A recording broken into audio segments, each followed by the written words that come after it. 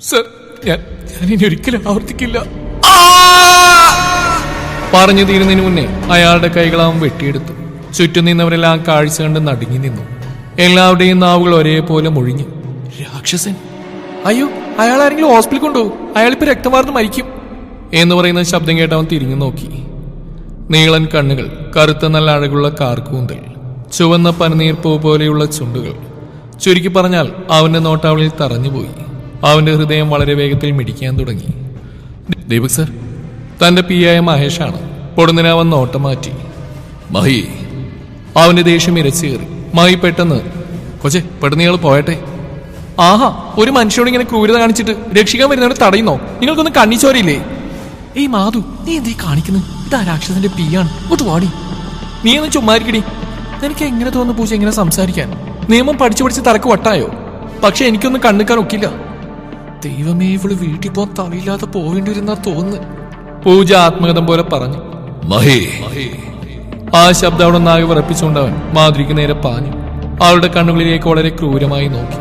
അവൾ ആദ്യമൊന്ന് പേടിച്ചെങ്കിലും ധൈര്യം വീണ്ടെടുത്ത് അവനെ ശക്തിയായി തള്ളി മാറ്റി. പക്ഷെ അവന്റെ ചെരുപ്പ് പോലും നനങ്ങില്ലെന്നാണ് വാസ്തവം. പെട്ടെന്ന് തന്നെ അവളുടെ കയ്യിൽ പിടിച്ചു. അവന്റെ കൈകൾ അവളുടെ കൈകളിൽ കൂടുതൽ ശക്തിയായി മുറുകി. അവളുടെ കൈയിലെ ചുവന്ന കുപ്പിവളകൾ പൊട്ടി താഴേക്ക് വീണ് കൈകളിൽ മുറിവായി. രക്തം വന്നു തുടങ്ങി. അവൻ അവളെ അവന്റെ മുഖത്തോടായി ചേർത്ത് വെച്ചു. പെട്ടെന്ന് അവൾ അവന്റെ കരണത്തെ ആഞ്ഞടിച്ചു. ചുറ്റും നിന്നവരെല്ലാം വാപ്പുത്തി ഒരേ നിൽപ്പ് തുറന്നു. അലറിക്കൊണ്ടവൻ അവളെ അവന്റെ കാറിൽ പിടിച്ച് കയറ്റി. അവൾ ആവുന്നത്ര കുതിരി മാറാൻ ശ്രമിച്ചിട്ടും പരാജയപ്പെട്ടു. ഇതെല്ലാം കണ്ടു നിന്ന പൂജ തനിക്കൊന്നും ചെയ്യാൻ കഴിയുന്നില്ലല്ലോ എന്നുള്ള നിസ്സഹായതയിൽ നിന്നു. മഹി, വണ്ടിയെടുക്കുക. ദീപു, അത് പിന്നെ ഈ കുട്ടി. വണ്ടിയെടുക്ക! അവന്റെ കാറ് പോകുന്ന നോക്കി പൂജ വിതുമ്പിക്കൊണ്ട് നിന്നു. അവൾ ഉറക്കെ അലറിക്കറങ്ങി. ദീപകിന്റെ കാറ് മാൻഷനകത്തേക്ക് ഒരു ഇരുമ്പിലോടെ ചെന്ന് നിന്നു. ഇങ്ങോട്ട് ഇറങ്ങടി! അവൻ അലറിക്കൊണ്ട് അവളെയും കൊണ്ട് അകത്തേക്ക് കയറി. എന്നെ വിടാൻ നോയിക്കോ, നിങ്ങളെ കൊണ്ട് ഞാൻ അഴിയണിക്കും. പൊടുന്നതിനെ അവൻ അവൾ മുറുകിയിരിക്കുന്ന അവന്റെ കൈയൊന്ന് അയച്ചു. ഒന്നുകൂടെ മുറുക്കി പിടിച്ചു. വേദന കൊണ്ട് അവൾ കരഞ്ഞുപോയി. അതിന് നീ ഇവിടുന്ന് പുറലോകം കണ്ടിട്ട് വേണ്ടേ? അതും പറഞ്ഞ് മാധുരി അവൻ പൊക്കിയെടുത്ത് അവന്റെ റൂമിൽ കയറി അവളെ കട്ടിലേക്ക് ഇട്ടു. എന്നിട്ട് അവൻ അവളുടെ മുഖത്തോട് അടുപ്പിച്ച് അവളുടെ മുഖം വെച്ചു. പരസ്പരം രണ്ടുപേരുടെയും ശ്വാസങ്ങൾ തമ്മിൽ ഉടക്കി. പെട്ടെന്ന് അവളുടെ മുഖം വെട്ടിച്ച് അവനൊരു ക്രൂരമായ ചിരിയോടെ അവളുടെ കവിളുകളിൽ കുത്തിപ്പിടിച്ച് അവളുടെ ചുണ്ടുകളെ ഒന്നാകെ ചുംബിച്ചു. പെട്ടെന്നുള്ള അവന്റെ പ്രവൃത്തിയിൽ പെണ്ണിന്റെ ബോധം പോയി. ദേ കിടക്കുന്നു. ഏയ് എണീക്ക്! അവൻ തട്ടി വിളിച്ചു. പെട്ടെന്ന് അവൻ തൊട്ടടുത്തുണ്ടായിരുന്ന ജഗ്ഗിലെ വെള്ളം അവളുടെ മുഖത്ത് തെളിച്ചു നോക്കി. എന്നിട്ടും മാധുരിക്ക് ബോധം വന്നില്ല. മഹി! എന്താടാ, എന്താ പറ്റി? നീ ഡോക്ടറെ വിളിക്കൂ. നീ ആ കൊച്ചിനെ കൊന്നോളാ. ഇതുവരെ നീ പെണ്ണുങ്ങളെ ഉപദ്രവിക്കില്ലായിരുന്നു, ഇപ്പൊ അതും തുടങ്ങിയോ? പന്നി, എനിക്ക് ട്യൂഷൻ എടുക്കാൻ ഡോക്ടറെ വിളിക്കാൻ നോക്ക്. മൈക്ക് ഓർപ്പിച്ചെന്ന് നോക്കി. പെട്ടെന്ന് ഡോക്ടറെ വിളിച്ചു. അല്പസമയത്തിന് ശേഷം ഡോക്ടർ ലീല അവിടെ എത്തി. ഡോക്ടർക്ക് മാൻഷനകത്തേക്ക് കയറാൻ ഭയമായിരുന്നു. പ്ലീസ് ഡോക്ടർ, വരൂ. മഹിയാണ്. ദേ ആ റൂമിലാണ്. മഹിയുടെ പുറകെ ലീല നടന്നു. റൂമിൽ കയറി നോക്കിയപ്പോൾ അവളെയും നോക്കി എന്തോ ആലോചനയിൽ നിൽക്കുന്ന അവനെ കണ്ടതും. മഹി ദാ! പെട്ടെന്ന് ദീപുവിന്റെ നോട്ടം അവനരികിൽ നിൽക്കുന്ന ഡോക്ടർ ലീലയെ കണ്ടു. അവർക്ക് പരിശോധിക്കാനുള്ള അനുവാദം പോലെ അവനൊന്ന് മാറി നിന്നു. അവരവളുടെ അടുത്തേക്ക് ചെന്നു. ഉള്ളിലൊരു ഭയമുണ്ടെങ്കിലും അതൊന്നും മൈൻഡ് ചെയ്യാതെ അവരോടായി പറഞ്ഞു. നിങ്ങളൊന്ന് പുറത്ത് നിൽക്കണം. ദീപു അവളെ നോക്കി പുറത്തേക്ക് ഇറങ്ങി. എടാ ദീപു, അവൾക്ക് എന്താടാ പറ്റിയേ? നത്തിങ് മാൻ, ഞാൻ അവളെ ഒന്ന് സ്നേഹിച്ചതാ. എടാ ലവലാതി, നീ ഇത്രയ്ക്ക് വൃത്തിയിട്ടവനാണെന്ന് ഞാൻ വിചാരിച്ചില്ല. ദീപു ഒരു ചിരിയോടെ മഹിയുടെ ഷോറിൽ പിടുത്തം മുറുക്കി. സ്വല്പം വേദനയിൽ മഹി പറഞ്ഞു. കൈയെടുക്കടാ രാക്ഷസ, നീ ചെയ്യുന്നൊന്നും ശരിയല്ല കേട്ടോ. ഗീതാമ വരട്ടെ, കാണിച്ചിരടാ. അത് കേട്ടത് മഹിയുടെ കഴുത്തിന് കുത്തിപ്പിടിച്ചവൻ. എന്നിട്ട് പതിയെ പറഞ്ഞു. അമ്മ വരുമ്പോ നീ ഇതുകൂടി പറഞ്ഞേക്ക്, അമ്മക്കൊരു മരുമകളെ കൂടി കൊണ്ടുവന്നിട്ടുണ്ട്. ഒരതിശയത്തോടെ മഹി അവനെ നോക്കി. എടാ, അപ്പൊ നീ? അതെടാ, എനിക്ക് അവളെ വേണം. എന്റെ പാതയായിട്ട് ഇതുവരെ ഒരുവളും എന്റെ ഹൃദയത്തെ ഇങ്ങനെ കൊതിപ്പിച്ചിട്ടില്ല. I need Har. ഇനി എന്നിൽ നിന്നൊരു മോചനം അവൾക്കില്ല. ഇതെല്ലാം കേട്ട മൈക്ക് അവളോടൊരു സഹതാപം, ഒരു വാത്സല്യം തോന്നിപ്പോയി. കാരണം ഈ രാക്ഷസനെ അവൾ തിരിച്ച് സ്നേഹിക്കുമോ, ഇല്ലെങ്കിൽ ആ കുട്ടിയോട് അവൻ ഇഷ്ടം പറഞ്ഞാൽ അവൾ ഇവനെ ഇഷ്ടപ്പെടുമോ? ദീപക് റാമിന്റെ ഇരുണ്ട വശം ആ കുട്ടിക്ക് ഇപ്പോഴും അറിയില്ല. അങ്ങനെ ഓരോന്നും ആലോചിച്ച് തലയിൽ കൈവച്ച് പോയി മഹി. ഇതേ സമയം ഡോക്ടർ പുറത്തേക്ക് വന്നു. ഷീസ് ഫൈൻ, BP ലോ ആയതാ. കുട്ടിയെ നന്നായിട്ട് കെയർ ചെയ്യണം കേട്ടോ. അതും പറഞ്ഞ് അവരോടൊന്ന് പോയി. അവൻ റൂമിലേക്ക് ചെന്നു. അവനെ കണ്ടതും അവനിൽ നിന്ന് അവൾ മുഖം വെട്ടിച്ച് മാറ്റിക്കൊണ്ട് അവൾ ഇരുന്നു. ഒരു കള്ളച്ചിരിയോടെ അവൻ അവളോടത്തേക്ക് ചെന്നു. എന്നിട്ട് അവളുടെ അടുത്തിരുന്നു. നിന്നെ ഞാനങ്ങ് കെട്ടട്ടെ പെണ്ണേ. അവൾ അവനെ കൂർപ്പിച്ച് നോക്കി. ഇങ്ങനെ നോക്കാതിരി പെണ്ണേ. ഞാൻ നേരത്തെ ചെയ്ത പോലെ എന്തെങ്കിലും ചെയ്തു, എന്നിട്ട് നീ വീണ്ടും ബോധം പോയി കിടക്കാനല്ലേ? അവൻ ചിരിച്ചുകൊണ്ടേയിരുന്നു. പെട്ടെന്ന് ദീപുവിനൊരു കോൾ വന്നു. അവൻ അവളെ നോക്കി ചിരിച്ചുകൊണ്ട് പുറത്തേക്ക് പോയി. കുറച്ചു കഴിഞ്ഞ് അവൾ കഴിക്കാനായി ഭക്ഷണവും പിന്നെ ഉടുത്തുമാറാനായി ഡ്രസ്സും കൊണ്ടൊരു സ്ത്രീ വന്നു. എന്നിട്ട് ഡോർ തട്ടി അവളെ വിളിച്ചു. മാം, ഇതൊക്കെ അകത്തേക്ക് വെക്കൂ. എനിക്കിതിനുള്ളിലേക്ക് പ്രവേശനമില്ല. പ്ലീസ് മാം, ഇതൊക്കെ അകത്തേക്ക് വെക്കൂ. എനിക്കൊന്നും വേണ്ട, കൊണ്ടുവെക്കൂ ഇവിടുന്ന്. അവൾ ദേഷ്യപ്പെട്ടു. റൂമിനുള്ളിലെ ഒച്ചപ്പാട് കേട്ട് മായി അവിടെ എത്തി. എന്നിട്ട് ആ ഭക്ഷണമൊക്കെ അവിടെ വെച്ചിട്ട് അവരോട് പോകാൻ പറഞ്ഞു. അവരപ്പോൾ തന്നെ അവിടെ നിന്നും പോയി. കുട്ടി, ഇയാളിതൊക്കെ കഴിക്കും.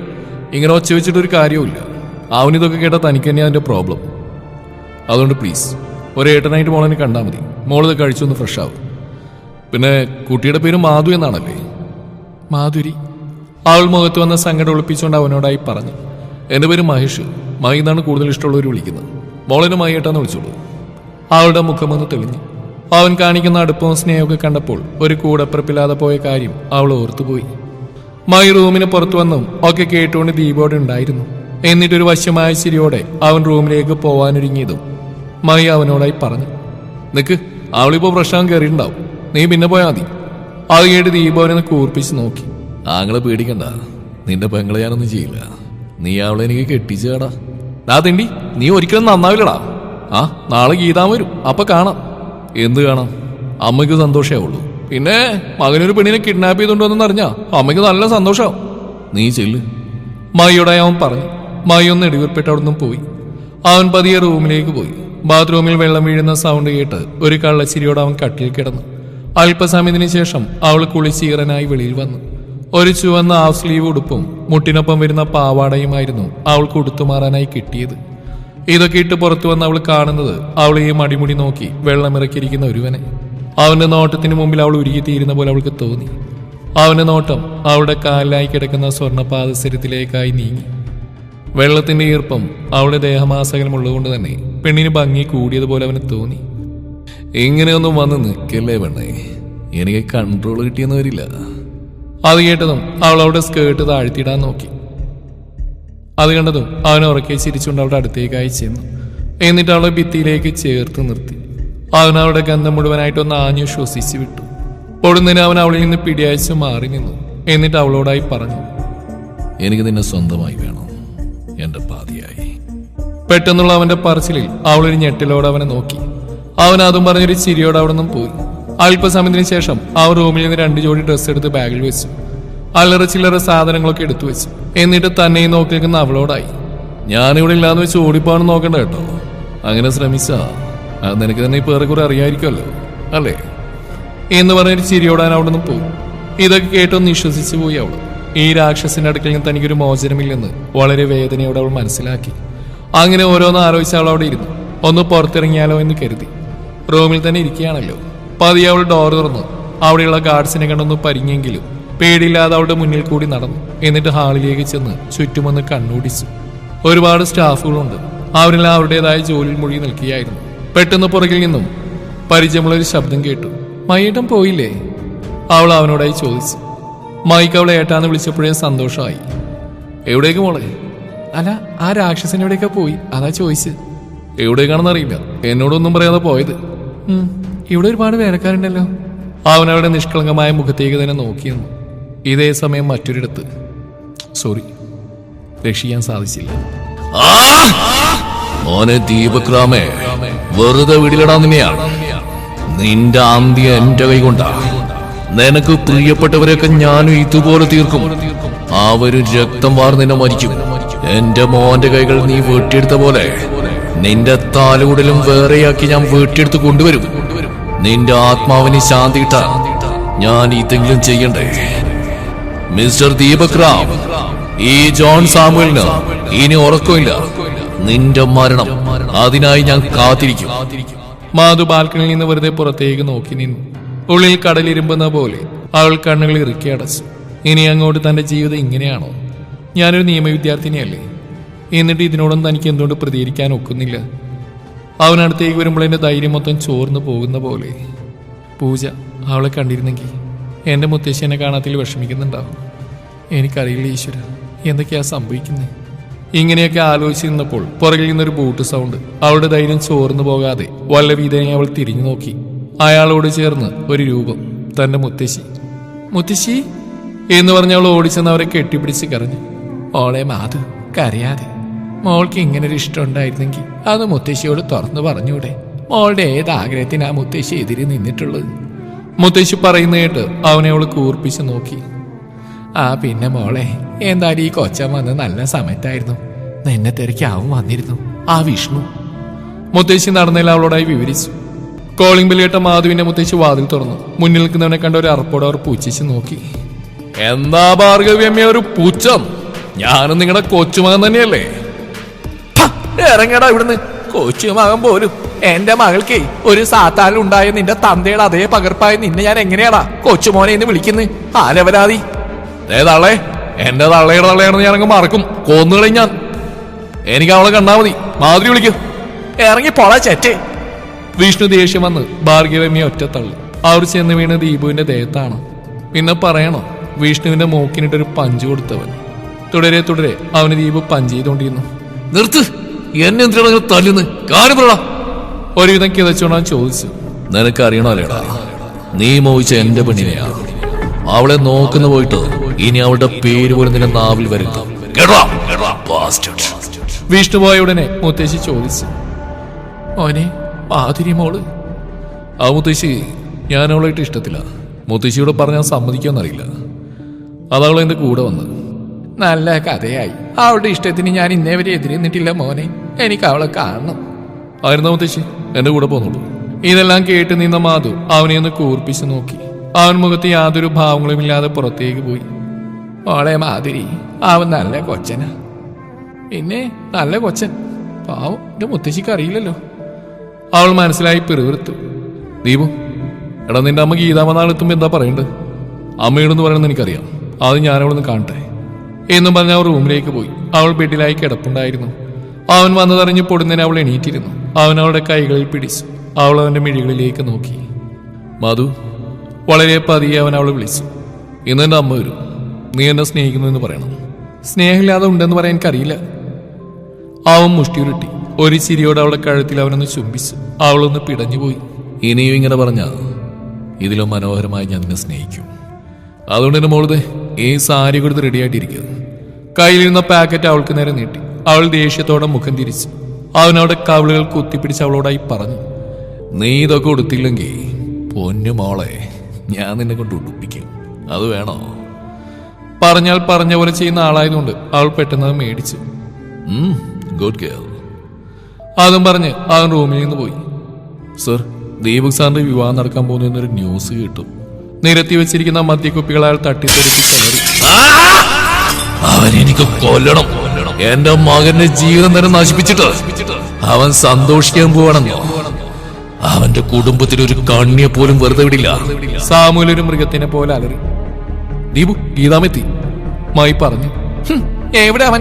എടാ കുരുത്തം കെട്ടവനെ, എവിടെ അവൻ? മൈയോടായി ഗീതാമൻ ചോദിച്ചു. ദേ ഇവിടെ ഉണ്ട്. ഒരാക്കിയ ചിരിയോടെ മൈ ദീപുവിനെ നോക്കി. അവള് ദഹിപ്പിക്കുന്ന നോട്ടായോണ്ട് അവൻ പതുക്കെ നോട്ടം മാറ്റി. ഒരു പെണ്ണിനെ വിളിച്ചിറക്കിക്കൊണ്ട് വരുമ്പോ സ്വന്തം തള്ളയോടെങ്കിലും പറഞ്ഞുവിടടാ എന്ന് പറഞ്ഞ് ഗീതാമാന്റെ ചെവിക്ക് പിടിച്ചു. അമ്മേ, വേദനിക്കുന്നു, വിട്. ഒരു കുറുമ്പോട് അവൻ പറഞ്ഞു. അത് കണ്ടുന്ന മൈ ഒരു നിമിഷം രാക്ഷസനെ ഓർത്തുപോയി. എവിടെയാണ് എന്റെ മരുമോള്? വാ. അവൻ അമ്മയും കൂടി റൂമിലേക്ക് ചെന്നു. അവിടെ കണ്ട കാഴ്ചയിൽ ഇരുവരും അതിശയിച്ച് നിന്നു. അവളുടെ അഴകിൽ ഇരുവരും കണ്ണുമിഴിച്ച് നിന്നു. വയലറ്റ് കളർ സാരിയിൽ ചുവന്ന കല്ലും കൂടിയായപ്പോൾ പെണ്ണിന് മൊഞ്ചുകൂടി. എന്റെ ദീപു, നിന്റെ സെലക്ഷൻ മോശമായില്ല. അല്ലെങ്കിലും നീ എന്റെ മോനല്ലേ? അതും പറഞ്ഞ് അവർ അവൾക്കരികിലേക്ക് ചെന്നു. മോളുടെ പേരെന്താ? മാധുരി. അവൾ വളരെ സൗമ്യമായി പറഞ്ഞു. അപ്പോഴും ദീപുവിന്റെ നോട്ട് അവളിൽ മാത്രമായിരുന്നു. എന്തായാലും സംഭവിക്കാനുള്ള സംഭവിച്ചു. ഇനി നല്ലൊരു മുഹൂർത്തം നോക്കി അതങ്ങ് നടത്താം. ഗീതാമ്മ പറയുന്ന കേട്ട് പെണ്ണിന്റെ ഉള്ളിൽ പെരുമ്പറ കൊട്ടി. അതും പറഞ്ഞ് അവളെ വാത്സല്യത്തോടെ അവർ നെറ്റിയിലൊരു ഉമ്മ കൊടുത്തു. എന്തോ ആ ചുമ്പൻ അവളുടെ കണ്ണുകൾ നിറച്ചു. ആന്റിയെ വേണ്ട കേട്ടോ. ആന്റി അല്ല, അമ്മ, അങ്ങനെ വിളിച്ചാൽ മതി. അവൾ അവരെ നോക്കി പുഞ്ചിരിച്ചു. അവൾ ചിരിച്ചുകൊണ്ടിരിക്കുമ്പോൾ നമ്മുടെ ചെക്കൻ അവിടെ വായും പൊളിച്ച് നിൽപ്പുണ്ട്. അത് അവളും ശ്രദ്ധിച്ചു. ശരി മോളെ, നിങ്ങൾ സംസാരിക്കും, ഞാനൊന്ന് ഫ്രഷായി വരാം. അതും പറഞ്ഞ് അവരവിടുന്ന് പോയി. ദീപ അവളിൽ നിന്ന് അടിമുടി നോക്കി അവൾക്കരികിലേക്ക് നടന്നു. അവൾ കാലുകൾ പുറകോട്ട് വെച്ചു തുടങ്ങി. അവൻ അടുത്ത് വരുമ്പോൾ അവളുടെ ഹൃദയം വളരെ വേഗത്തിൽ മിടിക്കാൻ തുടങ്ങി. ഒടുവിൽ ഭിത്തിയിൽ തട്ടി അവൾ നിന്നു. അവൻ അവളുടെ അടുത്തേക്ക് മുഖം അടുപ്പിച്ചു. പെണ്ണ് കണ്ണുകൾ ഇറുക്കി അടച്ച് ശ്വാസം പോലും വിടാതെ നിന്നു. ഇത് കണ്ട ദീപ ഒന്ന് ചിരിച്ചു. മധു, താങ്ക്സ്. അവൾ കണ്ണുകൾ വലിച്ചു തുറന്ന് നോക്കി. അവളെ നോക്കി അങ്ങനെ നിൽക്കുന്നുണ്ടായിരുന്നു. എന്നിട്ട് അവളുടെ കവിളിൽ ഒരു ചുടുചുംബനം കൊടുത്തു. അവളൊന്ന് കുറുകിക്കൊണ്ട് അവനെ പിടിച്ചള്ളി ഓടാൻ നോക്കിയപ്പോൾ പെണ്ണിന്റെ സാരിത്തുമ്പ് ജനാലയിലുടക്കി. പിൻ ചെയ്തു വെച്ചിരുന്ന സാരിത്തുമ്പ് ഉതിർന്നു വീണു. താൻ കണ്ട കാഴ്ചയിൽ കണ്ണിരണ്ടും പുറത്ത് ചാടി നിൽക്കുകയാണ് നമ്മുടെ ദീപ്. അവനൊന്ന് തലകുടഞ്ഞു. പെട്ടെന്ന് അവൾ സാരി നേരെയിട്ട് ഒരൊറ്റ ഓട്ടം. അത് കണ്ട് അവനൊന്ന് ചിരിച്ചുകൊണ്ട് തിരിഞ്ഞപ്പോൾ അവന്റെ ഫോൺ റിങ് ചെയ്തു. അതെടുത്ത് ചെവിയിൽ വെച്ചപ്പോൾ അവന്റെ മുഖം വലിഞ്ഞു മുറുകി. പെട്ടെന്ന് അവന്റെ പിന്നിലായി മഹി വന്നു. മഹി, നമുക്കിടം വരെ പോണം. എന്താടാ, എന്തു പറ്റി? ആകെ പറയാം. അതും പറഞ്ഞ് അവൻ തന്റെ പിസ്റ്റൾ എടുത്ത് ലോഡാക്കി. കാര്യം കുറച്ച് ഗൗരവമാണെന്ന് മഹിക്ക് മനസ്സിലായി. ദീപുവിന്റെ കാറ് പോകുന്ന ബാൽക്കണിയിൽ നിന്ന് അവൾ നോക്കി നിന്നു. ഇയാളിത് എവിടെ പോയതാ? ഗീതാമ്മയോട് ചോദിക്കാം. അങ്ങനെ അവൾ പടികളിറങ്ങി അവരുടെ അടുത്തേക്ക് ചെന്നു. അവിടെ മുത്തശ്ശിയും ഗീതാമ്മയും ഓരോ നാട്ടുവർത്താനം വാത്തോരാതെ പറയുന്നുണ്ട്. മാധുവിനെ കണ്ടതും ഗീതാമ്മ, പാമോളെ. അവൾ അവരുടെ അടുക്കൽ ചെന്നിരുന്നു. ഗീതാമ്മ, ദീപു സാർ എങ്ങോട്ടോ പോയത്? കേട്ടാൻ പോണ ചെക്കനെ സാറേ എന്നാണോ മോളെ വിളിക്കുക എന്ന് പറഞ്ഞ് മുത്തശ്ശി കളിയാക്കി. പെട്ടെന്ന് അവൾ തിരുത്തി, അല്ല ദീപു ഏട്ടൻ. അറിയില്ല മോളെ, അവനെന്തോ അത്യാവശ്യമാണെന്ന് പറഞ്ഞാ പോയെ. കൂടെ മഹിയുണ്ടല്ലോ, എന്തേലും പ്രശ്നം ഉണ്ടാവും. ആ, എന്നാ നിങ്ങൾ സംസാരിച്ചിരിക്കും, ഞാനൊന്ന് കിടക്കട്ടെ എന്ന് പറഞ്ഞ് മുത്തശ്ശി അവിടെ നിന്നും പോയി. അമ്മേ, അവൾ ഗീതയെ വിളിച്ചു. എന്താ മോളെ? ദീപുവിനെ കുറിച്ച് എല്ലാം അമ്മക്കറിയോ? അവരൊരു ചിരിയോടെ അവളെ നോക്കി. അവനെ എന്ത് ചെയ്യുന്നുണ്ടെങ്കിലും അതിനൊരു നല്ല വശം ഉണ്ടാവും മോളെ. എനിക്കറിയാം, മോൾക്ക് അവനെക്കുറിച്ചൊന്നും അറിയില്ല. എല്ലാവരെയും പോലെ വളരെ സന്തോഷമുള്ള കുടുംബമായിരുന്നു ഞങ്ങളുടേത്. എൻ്റെ ഭർത്താവ് രോഹിത് റാം ഒരു ദാനശീലന്, ആരെയും പെട്ടെന്ന് വിശ്വസിക്കുന്ന ഒരു പാവായിരുന്നു. ഒരിക്കൽ അദ്ദേഹത്തിൻ്റെ കൂടെ കാലിന് പരിക്ക് പറ്റിയ ഒരാൾ കൊണ്ടുവന്നു. മോഹൻ എന്നായിരുന്നു അയാളുടെ പേര്. അയാൾക്ക് ആരും ഉണ്ടായിരുന്നില്ല. അന്ന് മുതൽ അയാൾ ഞങ്ങളുടെ വീട്ടിലെ രംഗത്തെ പോലെ അദ്ദേഹം അയാളെ പരിപാലിച്ചു. അങ്ങനെ കുറച്ചു മാസങ്ങൾ കഴിഞ്ഞു. അദ്ദേഹത്തിൻ്റെ കാലൊക്കെ ശരിയായി. എന്നാലും ദീപുവിൻ്റെ അച്ഛന് അയാളെ കൂടെ നിർത്തണമെന്നുള്ള മനസ്സായിരുന്നു. ഞങ്ങൾക്കും അങ്ങനെ തന്നെയായിരുന്നു. അങ്ങനെ ഒരു ദിവസം ഞങ്ങളുടെ ജീവിതം മൊത്തത്തിൽ മാറ്റിമറിച്ചുകൊണ്ട് ആ രാത്രി കടന്നു വന്നു. ഒരുപാട് വൈകിട്ട് അദ്ദേഹത്തെ കാണാത്തതിൽ വിഷമിച്ചിരിക്കുമ്പോഴാണ് ഉമ്മറത്തൊരു കാറ് വന്നത്. അതിൽ നിന്ന് ചോരി കുളിച്ചിറക്കി കൊണ്ടുവന്ന അദ്ദേഹത്തെ കണ്ട് ഞാൻ അലറിക്കരഞ്ഞു. എൻ്റെ കരച്ചിൽ കേട്ട് 15 വയസ്സ് മാത്രമുള്ള എൻ്റെ മോന് ഓടി വന്നു. അച്ഛനെ താങ്ങിക്കൊണ്ടുവന്ന മോഹന, കൂടെ ഒരു 10 വയസ്സുള്ള കുട്ടിയുണ്ട്, മഹേഷ്. അവൻ്റെ മുഖം കരഞ്ഞ് തളർന്നിരുന്നു. അദ്ദേഹത്തിന് ബോധമില്ലായിരുന്നു. കനത്ത മഴയായതുകൊണ്ട് റോഡുകളെല്ലാം ബ്ലോക്കായിരുന്നു. അദ്ദേഹത്തിന് വേണ്ട ചികിത്സ കൊടുക്കാൻ കഴിഞ്ഞില്ല. പക്ഷേ മരിക്കുന്നതിന് മുന്നേ എന്നോട് അദ്ദേഹം നടന്നെല്ലാം തുറന്നു പറഞ്ഞു. മായി അദ്ദേഹത്തിൻ്റെ പെങ്ങളുടെ മോന. അവളൊരാളുടെ കൂടെ ഒളിച്ചോടിയതാ. ആരെ കൂടെ പോയെന്നൊന്നും അറിയില്ലായിരുന്നു. അവളെ കൊണ്ടുപോയത് അവനാ, മോഹൻ. അദ്ദേഹം വേദന കടിച്ചു പിടിച്ച് പറഞ്ഞു. അവൻ ചതിയനാക്കിയതേ. എന്റെ കുഞ്ഞു പെങ്ങൾ അവൻ ഇത്രയും നാളും കണ്ട ചെറ്റുകൾക്ക് കാശിന് വേണ്ടി ഇട്ടു കൊടുത്തവൻ. ഇന്ന് ഞാനെന്റെ പെങ്ങളെ കണ്ടു. ഇവൻ ചതിയനാണെന്ന് അവള് പറഞ്ഞപ്പോഴാണ് ഞാൻ അറിഞ്ഞു. എന്നെ ഇന്ന് അവന്റെ സുഹൃത്തിന്റെ വീട്ടിൽ പോകണമെന്ന് പറഞ്ഞ് കൊണ്ടുപോയതാ. നമ്മൾ സഹോദരങ്ങളാണെന്ന് അവൻ അറിയില്ലായിരുന്നു. അതുകൊണ്ടാണ് ഞാൻ എൻ്റെ പെങ്ങളെ കണ്ടത്. ഒരു വീണ്ടും മുമ്പിൽ കാറ് നിർത്തി അവൻ ഇറങ്ങിപ്പോകുന്നത് നോക്കി ഞാനിരുന്നു. അവൻ പോയതിന് പിന്നാലെ പേടിച്ചു കുറച്ച് ഒരു കൊച്ചു പയ്യൻ ആ വീട്ടിൽ നിൽപ്പുണ്ടായിരുന്നു. ഞാൻ അവൻ്റെ മുഖത്ത് നോക്കി. എൻ്റെ രേഖയുടെ അതേ മുഖം. വേദനയോടെ ഞാൻ ആ കുഞ്ഞിനോട് ചോദിച്ചു, മോൻ്റെ അമ്മയുടെ പേരെന്താന്ന്. അവൻ വിക്കി വിക്കി പറഞ്ഞു, രേഖ എന്ന്. ഞാൻ അവനെ ഇറക്കി പുണർന്നു. മോൻ എന്തിനാ കരയുന്നേ? വേദനയോടെ ഞാൻ ആ സത്യം മനസ്സിലാക്കി. അവൻ്റെ വൃത്തികെട്ട സ്വഭാവങ്ങൾ ഓരോന്നായി മായി പറഞ്ഞു. ഞാൻ ദേഷ്യത്തോടെ ആ വീടിനുള്ളിലേക്ക് കയറി. അപ്പോൾ കണ്ട കാഴ്ച, എൻ്റെ രേഖ മോളവൻ കൊന്ന് കയ്യിൽ കത്തിയുമായിട്ട് നിൽക്കുകയായിരുന്നു. ഞാൻ അവനെ ചവിട്ടി തള്ളി താഴെയിട്ടു. അതിനിടയിൽ അവൻ എന്നെ കുത്തി. എൻ്റെ ബോധം പോവാറായപ്പോൾ അവൻ പറഞ്ഞതാ, അവന് നിന്നെ വേണമെന്ന്. പെട്ടെന്ന് മക്കളെയും കൂട്ടി രക്ഷപ്പെടുകയതേ. ഈ പറഞ്ഞെല്ലാം ജനാലക്കപ്പുറം നിന്ന് എൻ്റെ മോൻ കേൾക്കുന്നുണ്ടായിരുന്നു. അവൻ അടുക്കളയിലേക്ക് പോയി ഒരു വട്ടിയെത്തി എടുത്ത് റൂമിലേക്ക് വന്നപ്പോൾ എന്നെ നശിപ്പിക്കാൻ നോക്കുന്ന അയാളെ കണ്ടതും അവൻ അയാളെ തലങ്ങും വിലങ്ങും വെട്ടി. അയാൾ മരിച്ചു വീണു. പോലീസ് വന്ന് എൻ്റെ മകനെ അറസ്റ്റ് ചെയ്ത് കൊണ്ടുപോയി. പ്രായപൂർത്തിയാവാത്തതുകൊണ്ടും വിദ്യാർത്ഥി എന്നുള്ള പരിഗണനയും സ്വയരക്ഷയ്ക്ക് വേണ്ടിയുള്ള കൊലയായതുകൊണ്ടും കോടതി വെറുതെ വിട്ടു. പക്ഷേ ജനങ്ങൾ അവനെ രാക്ഷസനെന്ന് മുദ്രകുത്തി. പിന്നെ അവനും ആ പേരിനെ അംഗീകരിച്ച് തുടങ്ങി. ഇതെല്ലാം കേട്ടിരുന്ന മാധുവിന്റെ ചുണ്ടിലൊരു ചെറുപുഞ്ചിരി വിരിഞ്ഞു. എന്തോ അവനോട് തനിക്കൊരു ഇഷ്ടം തോന്നിയതുപോലെ. ഇതേ സമയം മറ്റൊരിടത്ത്. ഇനി നിന്റെ നാവ് പോലും അവളെ കുറിച്ച് മൊഴിയില്ല വിഷ്ണു എന്ന് പറഞ്ഞ് അവന്റെ കൈകൾ അവൻ തിരിച്ചോടിച്ചു. നീ മോശമായിട്ട് ആളുകൾക്കിടയിൽ പ്രചരിപ്പിച്ചത് എന്റെ പെണ്ണിനെയാ, ഈ ദീപക് റാമിന്റെ പെണ്ണിന്റെ മാനത്തെയാ. ഇതിനുള്ള നിനക്കുള്ള ശിക്ഷ മരണമാ എന്ന് പറഞ്ഞ് അവന്റെ വിരലുകൾ അറുത്തെടുത്തു ദീപ്. അവന്റെ നിലവിളി ദീപ് ഒരു മ്യൂസിക് കേൾക്കുന്ന ലാഘവത്തിൽ ആസ്വദിച്ചുകൊണ്ടേയിരുന്നു. അങ്ങനെ വിഷ്ണുവിന്റെ കാര്യം തീരുമാനമായി. മയും ദീപും മാൻഷനിൽ തിരിച്ചെത്തി. ദീപകിന്റെ കയ്യിലൊരു മുറിവുണ്ടായിരുന്നു. വേറൊന്നുമില്ല, വിഷ്ണുവിനെ കടിച്ചു കുടഞ്ഞപ്പോൾ പറ്റിയതാണ്. കയ്യിലെ മുറിവേണ്ടതും ഗീതാമ. എന്തു പറ്റിയടാ? ഏയ് ഒന്നുമില്ല, ഒരു ആക്സിഡന്റ്. അവർ കൂർപ്പിച്ച് നോക്കി. തന്റെ മകനെ നന്നായിട്ട് അറിയാമെന്നുള്ളതുകൊണ്ട് ഗീതാമ ഒരു ഫസ്റ്റ് എയ്ഡ് ബോക്സ് എടുത്ത് അവളെ കൊടുത്തു. എന്നിട്ട് റൂമിൽ ചെല്ലാനായി ആംഗ്യം കാണിച്ചു. ഒട്ടും മടിക്കാതെ അവൾ അത് വാങ്ങി റൂമിലേക്ക് ചെന്നു. ഷർട്ട് ഊരാൻ പാടുപെടുന്ന അവനെ കണ്ട് അവൾ ഡോറിലൊന്ന് മുട്ടി. അവൻ അവളെ നോക്കിയിട്ട് തിരിഞ്ഞു നിന്നു. അവൾ റൂമിലേക്ക് ചെന്നു. എന്നിട്ട് അവനെ ഷർട്ട് ഊരാൻ സഹായിച്ചു. അവനൊരു ചിരിയോടെ നോക്കി. എന്നിട്ട് ഗീതാമയ്ക്ക് പറഞ്ഞാണല്ലേ? അവൾ അതിനൊന്ന് പുഞ്ചിരിച്ചതേ ഉള്ളൂ. എന്നിട്ട് അവന്റെ കൈകൾ പിടിച്ച് ആ മുറിവൊക്കെ ക്ലീൻ ചെയ്ത് കൊടുത്തു.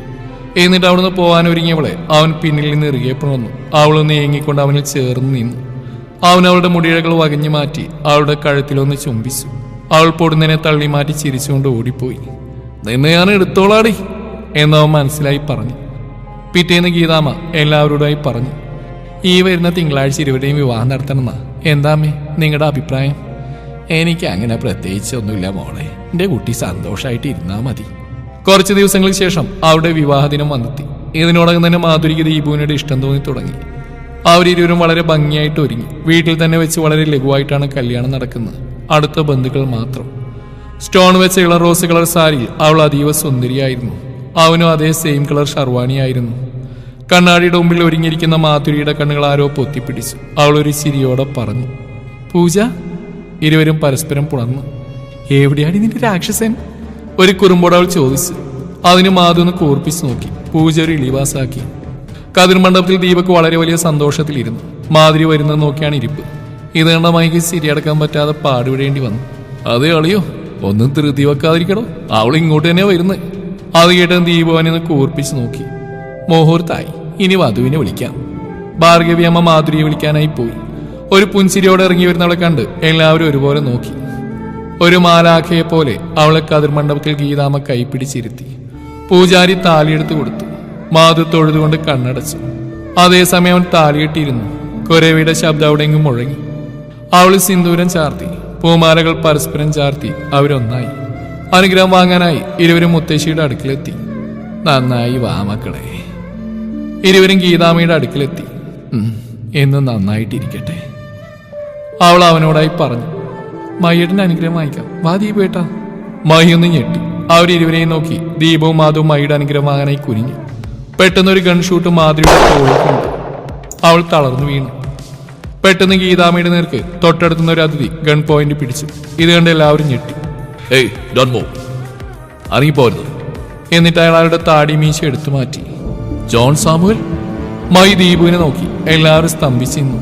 അപ്പോഴേക്കും മാധുവിന്റെ ബോധം മുഴുവനായി നഷ്ടപ്പെട്ടു. രക്തം വാർന്നു പോകുന്നവളെ കണ്ട് സാമുവൽ ഉറക്കെ ചിരിച്ചു.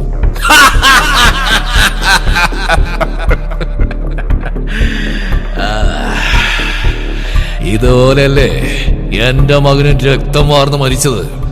അതുപോലെ നിന്റെ കൺമുമ്പിൽ കിടന്ന് നിന്റെ ഭാര്യ രക്തം വാർന്ന് ചാവിടാ. ദീപക് അലറി. പൂജ പൊടുന്നതിനെ അയാളുടെ ശ്രദ്ധ തിരിക്കാനെന്ന പോലെ, നിങ്ങളുടെ മകൻ മരിച്ചിട്ടില്ല. പെട്ടെന്ന് അയാളുടെ നോട്ടവളിലേക്ക് തിരിഞ്ഞു. ദീപുവിനെ ചവിട്ടി താഴെയിട്ടു. അയാൾ നിലത്തേക്ക് വീണു. അയാളുടെ കയ്യിൽ നിന്ന് പിസ്റ്റൾ തെറിച്ചുപോയി. ദീപുവിന്റെ ഗാർഡ്സ് സാമുവിന്റെ കൂട്ടാളികളെ തുരുതുരാ ഷൂട്ട് ചെയ്തു. മഹി, ദീപക് വിളിച്ചു. നീ മാധുവിനും കൂടി പെട്ടെന്ന് ഹോസ്പിറ്റലിലേക്ക് പോ. മായി അവരെല്ലാവരെയും കൂടി പുറത്തിറങ്ങി ഡോറടച്ചു. ഇനി എന്താണ് സംഭവിക്കുന്നവന് നന്നായിട്ട് അറിയാം. സാമുവിന് പരലോകത്തേക്കുള്ള ടിക്കറ്റ് റെഡിയായി. എന്നിട്ട് അവരെയും കൊണ്ട് പെട്ടെന്ന് അവൻ ഹോസ്പിറ്റലിലേക്ക് പോയി. സാമുവൽ, വന്യമായ ശബ്ദത്തിൽ ദീപ് വിളിച്ചു. നീ കേറി കളിച്ചത് ഈ രാക്ഷസ കോട്ടയില. ഒരു ക്രൂരമായ ചിരിയിൽ ദീപു അയാളോട് പറഞ്ഞു. എന്റെ കോട്ടക്കുള്ളിൽ കയറിയതും പോരായിട്ട് നീ എന്റെ ഭാര്യയെ വേദനിപ്പിച്ചു എന്നും പറഞ്ഞ് അയാളുടെ ചെവികൾ അവൻ പറിച്ചെടുത്തു. വേദനയോടെ അയാൾ അലറി.